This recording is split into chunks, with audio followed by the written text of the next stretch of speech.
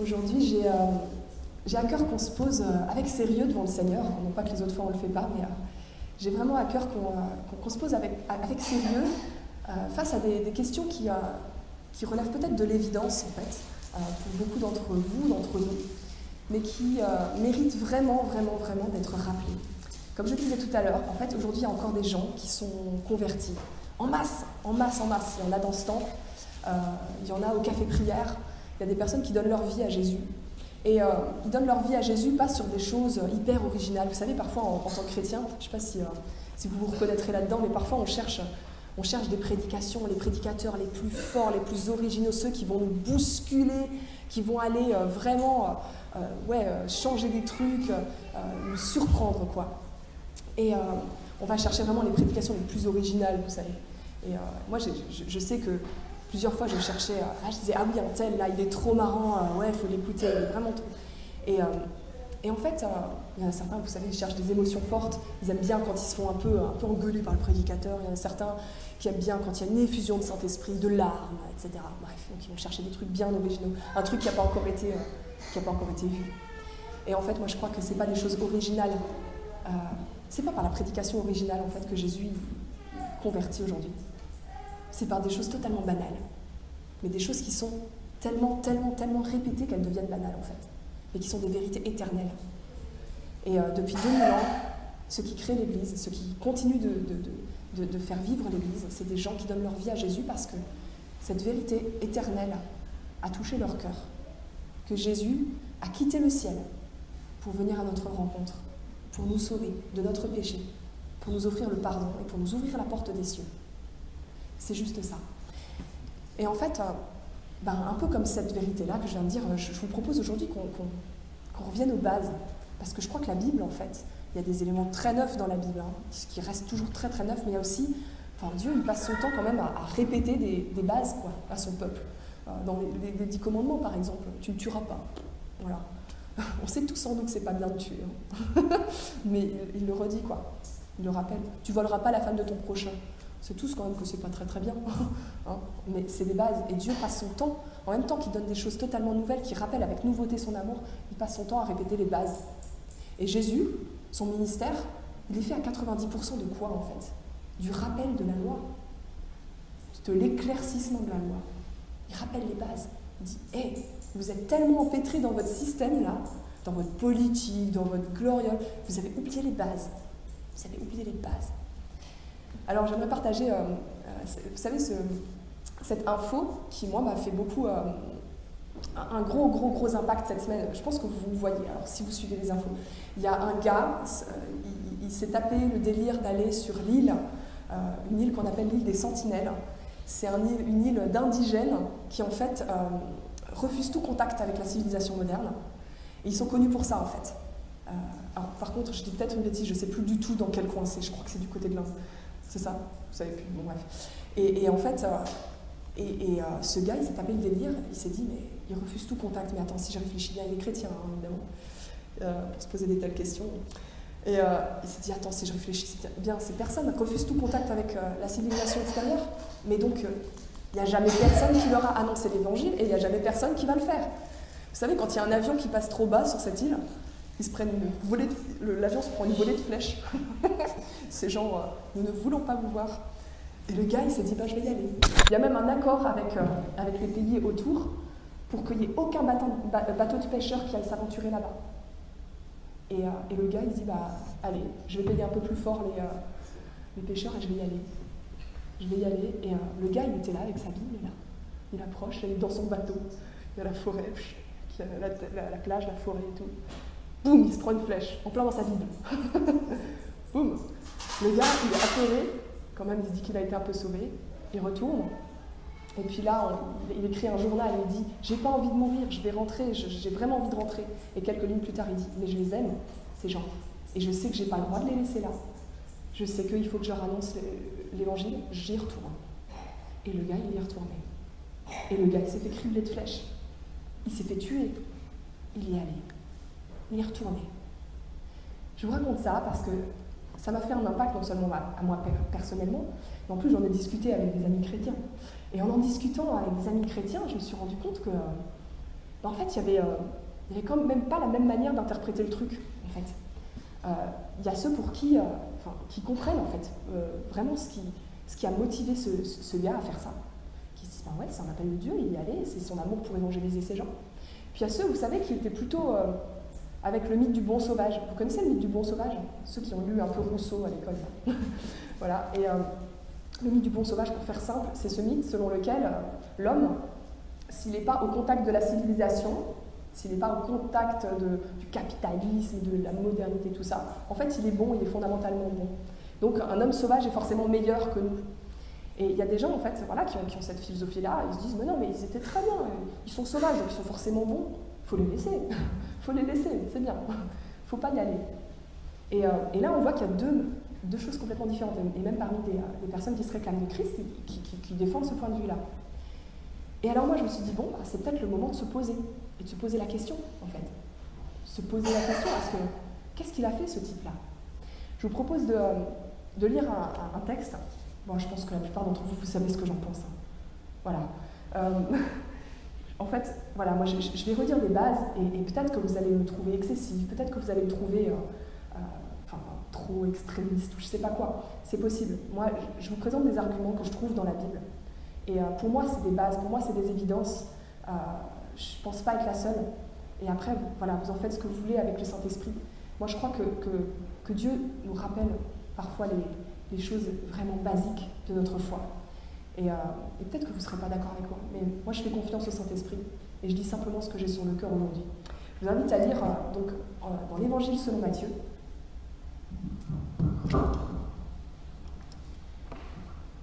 Alors, Matthieu, c'est au chapitre 10, les versets 26 à 33. Ne les craignez donc pas, car il n'y a rien de voilé qui ne doive être révélé, il n'y a rien de caché qui ne doive être connu. Ce que je vous dis dans les ténèbres, dites-le en plein jour. Ce qui vous est chuchoté à l'oreille, proclamez-le sur les toits en terrasse. Ne craignez pas ceux qui tuent le corps et qui ne peuvent tuer l'âme. Craignez plutôt celui qui peut faire disparaître et l'âme et le corps dans la géhenne. Ne vantons pas 2 moineaux pour un as, cependant, nous n'en tombe pas un seul à terre indépendamment de votre Père. Quant à vous, même les cheveux de votre tête sont tous comptés. N'ayez donc pas peur, vous valez plus que beaucoup de moineaux. Quiconque donc se reconnaîtra en moi devant les gens, je me reconnaîtrai moi aussi en lui, devant mon Père qui est dans les cieux. Mais si quelqu'un me renie devant les gens, je me renierai moi aussi devant mon Père qui est dans les cieux. Voilà la parole du Seigneur. Voilà, donc là, aujourd'hui, on parle finalement de quoi? On parle de la prise de risque. La prise de risque pour Jésus, finalement. Là, tout à l'heure, vous savez, je suis un peu malade, ça s'entend. J'ai dit à Michel, non, je ne peux pas te faire la bise, je suis malade. Il a dit, non, je prends le risque. Je prends le risque, je te fais la bise quand même, c'est pas grave. Voilà, il y a pire que ça comme risque. Et franchement, quand on lit un truc comme ça, on se dit, waouh, Jésus, il va hyper loin. Et la première des vérités qu'il nous dit dans ce texte, c'est que l'évangile, par nature, profondément, essentiellement, est fait pour être proclamé sur les toits. Il est fait pour être dévoilé. En fait, l'évangile, c'est un truc. En fait, évangile, vous savez, en grec, ça veut dire bonne nouvelle, en fait. C'est une nouvelle. Une nouvelle est faite pour être racontée, pour être proclamée, pour être partagée, etc., etc. Et la dynamique de l'évangile, si Jésus est sorti du ciel pour venir à nous, en fait, c'est profondément qu'il espérait que nous aussi, on sortirait de notre antre pour aller proclamer cet évangile-là. La première des vérités, c'est que l'évangile est fait pour être crié sur les toits, pour être dévoilé. Vous savez, quand il dit ça, Jésus, il dit beaucoup de choses en fait. Il dit que l'évangile, finalement, il est né dans la lumière de Dieu, il va vers la lumière. Dieu est profondément un Dieu de lumière. Dans l'évangile selon Jean, au début, c'est très très clair. Il y a la lumière, il y a les ténèbres. Et Dieu, c'est profondément la lumière. Et il veut tout éclairer, tout révéler. Il n'y a rien qui est voilé, qui ne doit être dévoilé. Donc Jésus est en train de nous dire à la fois une vérité fondamentale sur l'essence de Dieu et sur l'essence de la bonne nouvelle qu'il veut partager au monde. C'est qu'elle est profondément lumineuse, elle dévoile. Mais en même temps, il est en train de dire une prophétie en fait. Il est en train de dire une prophétie à ses disciples. Il est en train de leur dire, ok, pour l'instant vous vous demandez comment ce que je suis en train de vous dire à vous va transformer le monde. Vous savez, à l'époque, les gens attendaient que le Messie transforme le monde, qu'il bouleverse la politique, qu'il renverse les Romains, le pouvoir, la domination politique. Ils attendaient que le Messie transforme le monde. Et là, les disciples, eux, ils sont près de Jésus. Certes, il a un ministère public, voilà, il fait tout un tas de choses. Il y a tout un tas d'enseignements qui restent pour l'instant totalement en privé. Et ça doit être une vraie question dans la tête des disciples. Ils se disent, mais nous, on est vachement convaincus, on est transformés. Mais comment ça va passer de nous à la transformation du monde, en fait? Ils n'ont pas encore fait le lien, vous savez. Ils n'ont pas encore compris qu'ils allaient eux aussi aller au casse-pipe. Ils n'avaient pas tout compris. Et Jésus est en train de leur dire, de leur prophétiser. Il n'y a rien de ce qui est dans le privé là, qui va pas être dans le public après. Il n'y a rien de ce qui est voilé là aujourd'hui, que je vous chuchote à l'oreille, qui ne sera pas répété. Et cette prophétie s'est réalisée immédiatement après sa résurrection et son ascension. Les disciples se sont mis à écrire les témoignages, à écrire les moindres trucs dont ils se souvenaient. Tout ce qui était privé a été rapporté au public et des nations se sont converties. Immédiatement après l'ascension de Jésus, cette parole est devenue réalité et de jour en jour, aujourd'hui encore, elle va encore dans son plein accomplissement. Et ça, c'est absolument fondamental. Parce que l'évangile, il est fait pour être crié sur les toits. C'est quand même un truc, je ne sais pas si vous vous rendez compte aujourd'hui, pour dire ça, on est taxé de prosélyte, hein, on est taxé de fous furieux. Et dans notre société, c'est hyper mal vu, quoi. C'est hyper mal vu. On vit dans une société laïque, dans laquelle la laïcité, normalement, dans la loi, ce qui est écrit, hein, c'est que c'est une garantie pour chaque religion de pouvoir s'exprimer librement. Puis après, il y a les interprétations de la laïcité. Après, il y a les interprétations. Et en fait, je vais vous dire un truc, c'est que les chrétiens sont les premiers à surinterpréter la laïcité. Ils sont les premiers à se dire « Ouh là là, il ne faut surtout pas qu'on choque ». Et c'est hyper dingue parce que l'interprétation de la laïcité, c'est qu'il faut vivre sa foi en privé. On va vivre ça dans notre famille. On ne va pas aller vers l'extérieur. Un peu comme les disciples qui se demandent comment tout ce qui se passe là, qui les édifie eux, ça va passer, ça va contribuer à la transformation du monde. Et nous, on va vivre notre foi en privé, quoi. Et en fait, juste Jésus, il est en train d'exploser cette théorie-là, dans cette phrase. Il est juste en train de totalement dénoncer ce mensonge. La foi, c'est pas privé.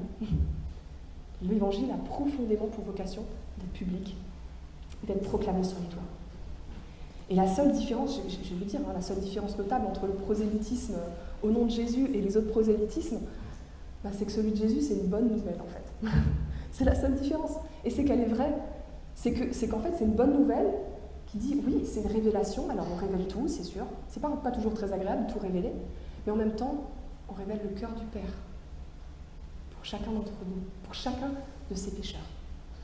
De la même manière qu'il révèle ton péché, il révèle l'amour, le cœur de ce Père qui a envoyé son Fils mourir, qui a envoyé lui-même, en fait, mourir sur la croix. C'est ça, la bonne nouvelle. Tu as une porte ouverte dans les cieux. Tu as une porte ouverte, tu peux y rentrer n'importe qui. C'est disponible. C'est juste disponible. Et en fait, c'est ça qui n'est pas compris, en fait. C'est que la bonne nouvelle n'est pas une nouvelle esclavagisante. Le prosélytisme, qui est le fait de raconter notre foi, de témoigner de notre foi, c'est pas quelque chose qui va venir soumettre, c'est quelque chose qui va venir libérer. C'est quelque chose qui va offrir l'éternité. C'est une bonne nouvelle. Et en fait, j'en reviens à ce gars qui allait se faire percer de flèches, parce que je crois vraiment que chacun d'entre nous, un peu comme ces disciples-là, en fait, quand nous avons accepté Christ, quand nous avons accepté le baptême aussi, je crois vraiment que dans le baptême, il y a quelque chose de fort. Je ne sais pas si tout le monde est baptisé ici, mais c'est vraiment quelque chose de fort quand on est baptisé. Quand on accepte Jésus, quand on est baptisé, on inaugure quelque chose, on inaugure une relation avec Dieu. Et c'est comme si le Saint-Esprit plaçait en nous, vous savez, une sainte insatisfaction, ou plusieurs saintes insatisfactions. Une insatisfaction, c'est quand on n'est pas content de quelque chose, pas content de l'état de quelque chose. Et une sainte insatisfaction, ça peut partir d'une colère, ça peut partir d'une tristesse, ça peut partir du fait que c'est pas normal qu'il y ait des gens qui soient dans la rue, qui n'entendent pas parler de Jésus. Ça peut être comme ce gars. Il y a cette île de personnes pleine de... qui va mourir sans connaître Jésus. Ça peut être ça. Ça peut partir de quelque chose, d'un sentiment vraiment personnel, humain, de colère, de tristesse, même de rébellion, même de révolte. Mais elle est sainte parce qu'elle va rencontrer l'appel de Dieu, qui va dire, ok, cette sainte insatisfaction-là, en fait, c'est la mienne aussi. Et en fait, je t'envoie vers ce peuple-là qui t'offense dans sa souffrance. Je vais t'envoyer vers ce peuple-là. Cette sainte insatisfaction, nous l'avons tous, frères et sœurs, nous l'avons tous. Nous en avons peut-être plusieurs même, au fur et à mesure de notre vie. Et je pense vraiment que le Saint-Esprit met ça en nous pour faire le lien, vous savez, entre ce privé, entre cette maison où nous sommes édifiés par Jésus de fait, mais nous sommes édifiés de manière cachée, et la transformation du monde. C'est le lien, cette sainte insatisfaction de s'écouter, d'écouter le Saint-Esprit en nous, de dire, ok, moi c'est ça que je ne supporte pas. Qu'est-ce que Dieu veut faire de ça? Qu'est-ce que Dieu va me dire? Et moi je me dis, quand je vois ce gars qui allait sur son île, je me dis, ouf, punaise, fondamentalement, ça m'a rappelé quand même que Dieu pouvait nous demander à chacun d'entre nous un truc comme ça, un truc aussi fou. Il pouvait nous demander un truc aussi fou en fait. Et je me suis dit, merci pour ce gars qui est allé, quoi. Merci pour lui qui a répondu à cet appel avec amour, le gars, il a écrit des trucs, il ne voulait pas mourir, mais il les aimait plus que sa vie. Ça vous rappelle quelqu'un? Il les aimait plus que sa vie. C'est juste un truc de fou. La sainte insatisfaction. Moi je dis merci parce qu'il y est allé. Je voudrais juste vous raconter l'histoire. Il y a trois semaines, on a accueilli des Coréens, vous savez, qui sont venus prier pour la France. Et ils sont venus en masse à Paris, ils sont venus dans des églises. Et c'est des gens qui ont une histoire de fou parce que la Corée, elle est chrétienne depuis une cinquantaine d'années en fait. Et ils racontaient que s'ils étaient là aujourd'hui à prier pour nous, c'est parce qu'il y avait des Français, il y avait des Européens qui étaient venus il y a 60 ans mourir, donner leur sang en Corée. Juste, on avait oublié ça. Avant que ce pays se convertisse, il y a des missionnaires, ils sont allés mourir. Juste mourir. Ils ont dit « Allô, Jésus vous aime !» Paf, couper la tête. Fini. Ils ont donné leur sang. Et eux, ils témoignaient, ils disaient « Ces gens-là, ils ont ouvert une brèche. Ces gens-là, ils ont ouvert un truc. Ces gens, ils ont donné leur sang pour que d'autres puissent ensuite semer, pour préparer le terrain. Ces gens, ils ont déjà témoigné que leur vie personnelle, elle valait moins que l'éternité. Leur vie personnelle, elle valait moins que l'éternité avec Dieu, en fait. Pour eux, pour les Coréens à qui ils annonçaient. Et puis, quelques années après, le feu a pris, d'autres sont venus, et là, tout le pays s'est converti. C'est un truc de fou. Et la deuxième vérité, en fait, donc, qu'il y a dans le texte qu'on a lu, et qui découle de ça, c'est que la vraie urgence, en fait, dans notre vie, c'est l'éternité. C'est bizarre à quel point on n'a pas l'habitude de penser comme ça au quotidien. Et Jésus, il passe son temps à le répéter. Quand je vous dis qu'il répète des bases, il dit ne vous préoccupez pas du lendemain, le lendemain prendra soin de lui-même. Ne vous préoccupez pas du manger, du boire, de ce dont vous vêtirez. Cherchez d'abord le royaume de Dieu, etc. Le reste vous sera donné en plus. Il passe son temps à dire à ses disciples et aux foules, ne vous préoccupez pas de ces choses-là parce que ça, c'est second en fait. Ça, c'est après. La vraie urgence, c'est l'éternité.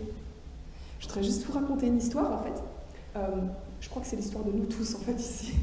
Parce que, vous savez, quand on fait des courses, quand on fait ces courses, il y a des caissières qui passent leur temps à nous dire ouais, là, il y a une promo, vous avez droit à cette promo. Profitez-en, vous pouvez faire une carte. Vous voulez faire une carte? Non, merci, c'est bon. Si, vous y avez droit à des réductions, c'est gratis, il n'y a pas de problème. Et puis, nous, avec Julien, vous savez, on est un peu des idéalistes avec mon mari et tout. On se dit, on sait très très bien, en fait. On sait très bien que finalement, s'il y a une promo quelque part, c'est que le commerçant, il y a quelque chose à y gagner. On n'est pas bête, hein. On sait très bien qu'en fait, si tu as la promo, la carte avec les réductions, c'est qu'en réalité, c'est pris sur d'autres trucs qui sont plus chers.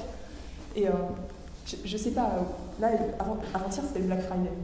Qui d'entre vous a reçu plein de SMS de tas de commerçants qui ne connaissaient même pas? Ouais. Super.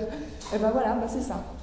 Ça, c'est un truc de fou. Vous savez, le moment où vous allez, vous achetez vos chaussures, et puis vous faites une carte et vous dites, ouais, il n'y a aucun problème, c'est totalement gratuit. Et vous êtes persuadé de faire une bonne affaire. Mais en fait, c'est eux qui ont fait une bonne affaire en refilant votre numéro à d'autres. C'est juste ça, quoi. Et eux, ils passent notre temps. Et moi, je me suis fait rire moi-même à quel point, le nombre de fois où je me suis fait avoir par ce genre de truc. Avec Julien, je vous ai dit, on est des idéalistes. Hein. Non, mais c'est un truc de fou, on est clair. Hein. On est clair. Mais Julien, il s'est fait avoir une fois par le vendeur de patates qui est venu à la maison avec son faux accent normand, qui lui a dit on a une réduction sur les 10 kilos de patates. Mais j'ai pas besoin de 10 kilos de patates. Mais si, ça se garde.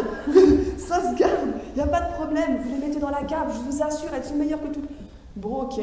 Puis je descends à la cave, je dis c'est quoi ça? Voilà, 10 kilos de patates. Ils ont réussi à convaincre mon mari qu'il achète 10 kilos de patates. Avec son faux accent normand.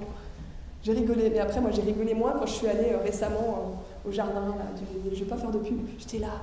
C'est super, en été tu y vas, tu vas chercher tes fruits, tes légumes, puis tu payes moins cher parce que c'est toi qui les cherches. Puis là, ils proposent une carte. La carte, elle est quand même payante, en fait. Mais en fait, tu la rentabilises au bout de, je ne sais pas combien de devenus par an. On dit, ah ouais, on va changer de mode de vie, on va plus acheter, on va venir là tout le temps. On était là en train de calculer, ouais, une fois toutes les 2 semaines, ça ira très très bien. On a acheté notre petite carte, et ça fait 5 mois que j'y suis pas allée. Yes. La super influence. Ouais, non, c'est terrible. On passe notre temps à se faire avoir. On passe notre temps. Et pourtant, on sait. Hein. Et je me dis, c'est dingue. On passe notre temps à se faire avoir par des gens, des commerciaux qui nous disent vous y avez droit, c'est gratuit. Vite, profitez de l'offre avant que ce soit fermé, avant que ce soit trop tard. Et nous, on court. Ouais, pour des choses terrestres, pour des choses matérielles. Et le truc, la vérité éternelle de Jésus, cette chose, cette grâce que Dieu donne, et où il dit, vous y avez droit. Depuis la mort et la résurrection de Jésus-Christ, vous y avez droit. Il suffit que vous l'attrapiez, c'est dispo, allez-y. Là, par contre, on ne court pas. Là, on ne court pas. Franchement, moi, je me suis surprise. Hein. Même moi, je ne cours pas. Je me rends compte que je cours plus pour des trucs matériels, parfois, que pour prendre conscience de certaines choses que Jésus a mis à ma disposition et pour les attraper par la foi. C'est un truc de fou. À quel point on se laisse happer par le monde. Frères et sœurs, la première urgence, c'est l'éternité. La première urgence, c'est cette grâce qui est offerte. Parce qu'en fait, on ne peut pas savoir. En fait, on ne peut pas savoir si en sortant de ce temple, on sera encore debout ou pas. Si on n'aura pas un accident, je ne sais pas. On ne sait pas combien de temps notre vie dure. Donc, pour moi, j'ai été très impactée par un gars récemment, un pasteur, qui m'a confié que lui, il répétait la même prière tous les matins. Alors moi, je suis la même prière. La même prière, il disait, si aujourd'hui je fais rien pour mes frères et sœurs, je veux au moins m'être rapproché de toi. Et je veux au moins que le règne des cieux me soit toujours ouvert. Tous les matins, il fait cette prière. Je peux vous dire, je me suis dit, mais si tous les matins on se levait avec la conscience que ce jour, c'est peut-être le dernier, en fait. Je pense que ça changerait pas mal de choses. La vraie urgence, c'est l'éternité. Et ce gars qui allait se faire cribler de flèches, en fait, c'était sa vraie urgence, c'était l'éternité de ces gens, c'était même la sienne, en fait. Il savait où il allait. Et il était confiant. Alors, ça, c'est la vraie raison. C'est la vraie raison pour laquelle des gens meurent pour Jésus. Parce qu'ils savent que la vraie urgence, c'est l'éternité. Parce que, finalement, ils ont laissé parler cette simple insatisfaction en eux, ils l'ont déniché au fond d'eux. Cette voix du Saint-Esprit qui dit, là, il y a un peuple qui meurt. Là, il y a une population qui n'est pas touchée. Là, il y a telle détresse qu'il faut guérir. Et puis, ils ont appelé Dieu, et Dieu leur a dit, ok, ça c'est ta tâche maintenant. Ça c'est ta vision. C'est ta vision et c'est ton action. Et tu vas y aller à fond. Alors, je voudrais juste terminer avec juste cette assertion qui est dans ce dernier verset qu'on a lu où Jésus, 32-33, dit si quelqu'un, celui d'avant, si quelqu'un, quiconque se reconnaîtra en moi devant les gens, je me reconnaîtrai moi aussi en lui devant mon Père. qui est dans les cieux. Et en fait, je trouve ça très très fort parce que c'est quiconque se reconnaîtra en moi. Vous savez, sur la croix, il s'est passé quelque chose d'incroyable. C'est cette substitution. Le moine Luther, il parlait d'un joyeux échange. En fait, c'est Christ qui échange sa condition pure et parfaite contre notre nature pécheresse. Il échange ça sur la croix. Ce qui fait que ce qui est crucifié en même temps que son corps, en même temps que sa chair, ce qui est crucifié en même temps, c'est nos péchés. C'est toute notre vieille humanité, toute celle qui ne mérite pas de rentrer dans le royaume des cieux. Et en fait, c'est cette sainte substitution-là qui s'opère. De sorte que, en fait, publiquement, dans cette vie, nous sommes appelés à laisser vivre Christ en nous. Et si nous sommes capables d'accepter ça et d'accepter que en nous, en fait, c'est l'œuvre de Christ. C'est l'œuvre de Christ qui agit. Qu'à travers nous, c'est l'œuvre de Christ qui se répand. Et bien dans les cieux, le Père, il verra en nous Christ. Il verra en nous Christ. Alors voilà, je voudrais simplement qu'on termine là-dessus et je vous invite à prier. Père, merci d'avoir envoyé ton Fils. Merci de nous avoir rappelé les bases de l'Évangile, les bases de la bonne nouvelle pour tous les pécheurs que nous sommes sur cette terre.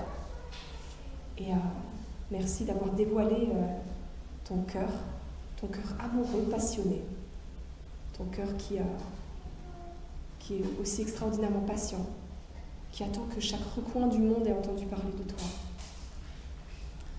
Merci Père, parce que tu as placé en nous, par la foi, par le baptême, cette capacité de répondre à ton appel, d'entendre une sainte insatisfaction.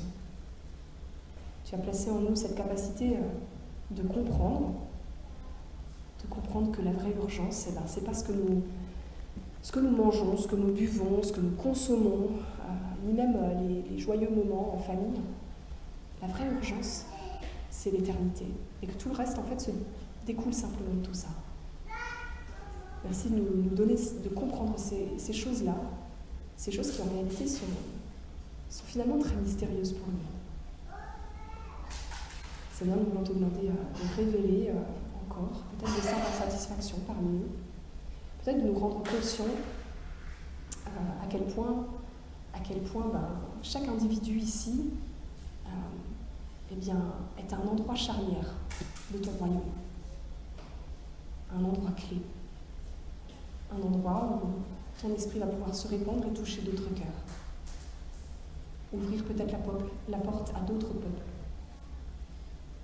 Merci de nous faire prendre conscience de tout ça et merci à nous mettre en action et de mettre en cohérence nos choix avec notre conviction. Au nom de Jésus-Christ, amen.